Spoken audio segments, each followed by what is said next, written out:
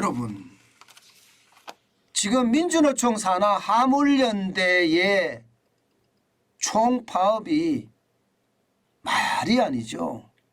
국가 물류를 지금 뒤흔들고 있습니다. 이대로 가다가는 내수도 무너지고 수출도 무너지고 최악의 그런 사태가 벌어진다. 이런 이야기는 오래전부터 해왔습니다. 여기에다가 말입니다. 철도 노조들의 파업이 이어지고 있고요. 또 조선사 노조도 연쇄 파업이 이어지고 있고요. 지하철 노조도 지금 파업으로 계속하고 있습니다. 대한민국을 노조가 마구마구 흔들어대는 거예요. 마구마구. 예. 국가도 필요 없고요. 국민도 필요 없습니다. 노조만 살면 된다. 마구마구 흔들고 있는 거예요. 마구마구. 진짜 이런 것을 생각을 하면 대한민국이 노조공화국이 된 것은 아닌가 그런 생각이 들 정도로 진짜 심각합니다. 저는 치욕적이라고 생각을 해요. 예. 왜냐하면 이게 말입니다. 노조잖아요. 그러면 사용자가 있고 근로자가 있는 거잖아요. 그죠? 그러면 사용자하고 근로자 둘이서 굉장히 협력을 열심히 잘해서 기업의 성과를 쭉쭉 끌어올리는 겁니다. 그런 다음에 그 성과의 열매를 나눠서 가지는 게 노사거든요. 바로 노조활동이라는 것은 바로 이런 부분에 집중을 해야 돼요. 기업이 어떻게 하면 더 많은 생산성을 높이고 기업이 어떻게 하면 높인 생산성 그것을 토대로 만들어진 제품을 국내나 국외에 어떻게 많이 팔 것인가 그리고 어떻게 하면 이익을 극대화시킬 것인가 이게 노사가 생각해야 되는 핵심 쟁점입니다. 이게 팩트입니다. 이게 사실입니다. 그런데 그렇지가 못해요. 지금 민주노총이라는 이 거대 단체는요. 결국 말입니다. 정치 파업을 일삼는 그런 조직으로 바뀌어가고 있어요. 나라 전체를 혼란에 빠뜨리려고 하는 겁니다. 혼란에. 저는 그런 생각밖에 안 든다니까요. 도대체 그들이 주장하는 게 일리가 없습니다. 일리가 있어야 되는데. 그러니까 이제 아마 민주노총에 가입한 각 기업들 있잖아요. 도저히 민주노총 행포에 못 살겠다 하는 그런 기업들이 지금 민주노총을 탈퇴하고 있습니다. 당장 말입니다. 포스코 지혜만 보더라도 지금 민주노총의 산하 단체가 금속노조입니다. 금속노조 밑에 포스코 지혜가 있는데 포스코 지혜는 이렇게 이야기합니다. 아니 포스코를 조합비를만 내는 ATM으로만 보고 있다.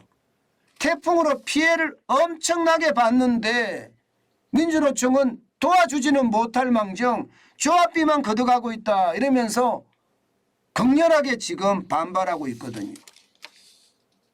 그러면서 민주노총 탈퇴를 하겠다는 거예요. 지금 투표는 올 30일에 이루어져서 개표 결과도 30일에 나올 것으로 예상이 되고 있는데요. 실제로는요. 이미 한 차례 포스코 민주노총 지회는요. 쉽게 말하면 탈퇴를 했습니다. 지난 3일하고 4일에 조합원을 대상으로 탈퇴 찬반 투표를 한 결과 66.9%로 안건이 가결이 됐습니다. 하지만 상급단체인 금속노조가 이 일을 제기했고요.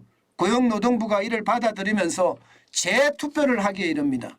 뭐 재투표를 왜 해야 되는지 모르지만 그러면서 말입니다. 방해공작을 해요. 방해공작을. 쉽게 말하면 이게 3분의 2가 찬성을 해야 되니까 어떻게 하면 3분의 1을 찬성하지 못하게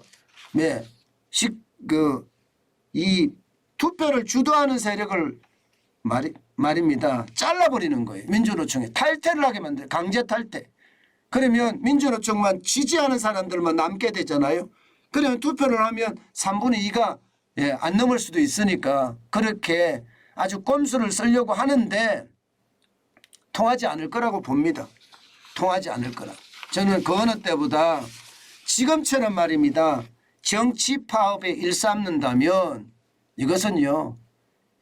각 기업들의 어떤 민주노총 지회들이 점점 탈퇴를 많이 할 거라 그렇게 이어집니다. 실제로 말입니다. 포스코만 이렇게 탈퇴한 게 아니에요. 그동안 보면 말입니다. 2020년 7월에는 한국은행 노조가 민주노총을 탈퇴를 했고요. 예, 2021년 8월에는 강원도 원주시가 탈퇴를 했습니다. 그리고 2021년 같은 해 10월에는 GS건설이나 쌍용건설이 탈퇴를 했습니다. 예, 그리고 2022년 4월에는 금융감독원이 탈퇴를 했고요. 올 4월에는 이렇게 말입니다.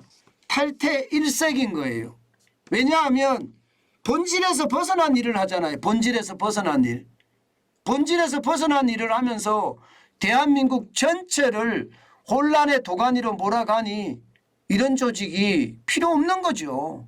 이런 조직이 왜 필요하겠습니까? 필요 없는 거죠. 그동안 말입니다. 문재인 정부에서는요. 예, 민주노총을 키웠습니다.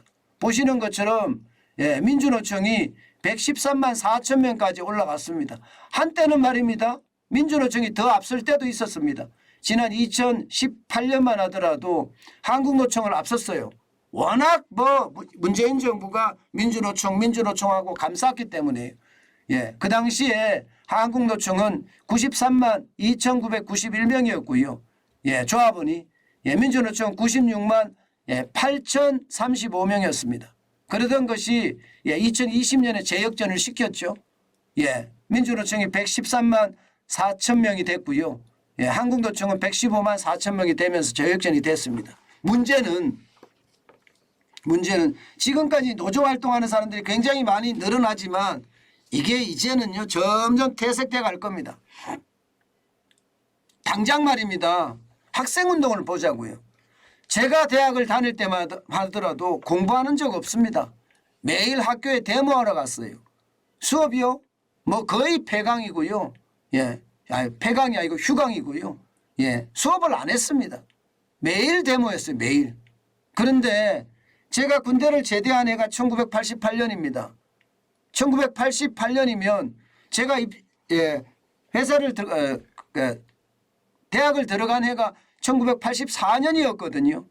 예, 1983년, 4년 전 다 들어갔었는데 84년에 가보니까 엄청난 데모가 일어나고 있었는데 88년에 제대하고 오니까 아무런 데모가 없었습니다. 그때부터는요. 많은 사람들이 취직 공부한다고 도서관으로 몰리기 시작했습니다. 불과 4년 만에 말입니다. 예, 그처럼 말입니다. 저는 이제 노조운동도 MZ세대들이 이게 주류 세대가 되잖아요. MZ세대들. 다시 말해서 제가 88년에 군대 제대해서 89년에 복학했을 때 그때 친구들, 그 친구들이 이 사회의 주도 세력이 점점 돼가고 있거든요. 이들은요 여러분 파업 이런 거 재미없습니다. 예, 이게 데모 이런 거 재미없습니다.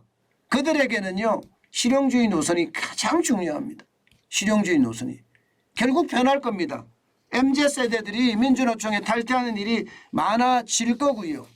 예, 민주노총뿐만 아니라 이 노조 가입 자체를 전부 다 이게 터부시하는 그런 일들이 점점 벌어지면서 이제 운동권도 퇴하고요. 예, 아마 노조도 퇴하지 않을까. 그 시간이 그렇게 오래 걸리지는 않을 거다.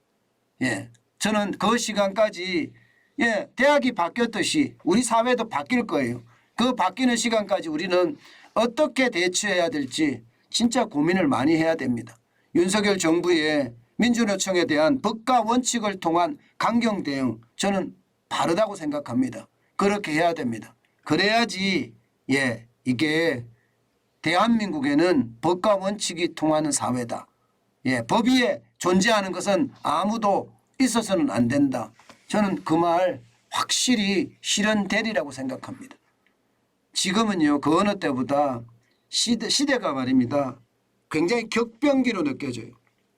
격변기로. 제가 1983년 1984년 대학을 들어갔을 때 진짜 혼란스러웠거든요. 지금 그리고 1988년 1989년이 되니까 완전히 바뀌었단 말이에요. 4, 5년 만에. 아마 이번에 우리가 잘 이겨내고 나면요. 대한민국에는 자유민주주의와 시장경제가 확실하게 뿌리를 내리지 않을까. 저는 그렇게 생각을 합니다. 지금은 한마음 한뜻으로 경제 위기를 극복해야 되고요. 예, 또 하나는요. 김정은의 미사일을 격퇴시켜야 됩니다. 그것이 우리가 살 길입니다. 지금 김정은은 미사일을 계속 뻥뻥 쏘아대는데 여기에 대한 우리의 어떤 무기 체제는 제대로 갖춰져 있을까요? 저는 그런 것도 굉장히 중요하다고 생각합니다. 결국은 경제 다음은 안보인데 경제 안보 더 굳건하고 튼튼하게 되기를 저는 기대해 봅니다.